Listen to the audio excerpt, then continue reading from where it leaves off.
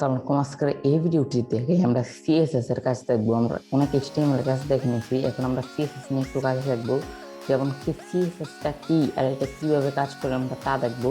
তারপর সিএসএস এটা full form হলো সিএসএস ক্যাসকেডিং স্টাইল শিট। তারপর যে এইচটিএমএল হলো একটি সিএসএস তার একটি রো এইচটিএমএল, আর সিএসএস আমাদের যে ওয়ার্কশিটটা আছে এইচটিএমএল এটাকে রেসপন্সিবল করে।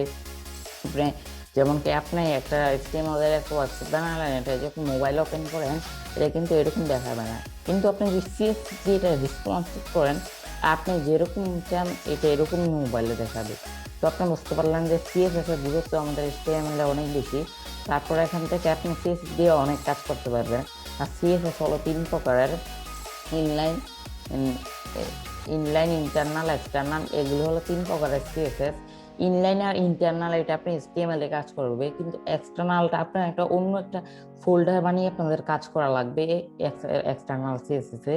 তো আপনি যে আমরা জানলাম যে CSS এর গুরুত্ব অনেক বেশি। তো আজকের এই ভিডিওটা এতটুকুই দেখতেছি, আমরা CSS সম্পর্কে জানছি।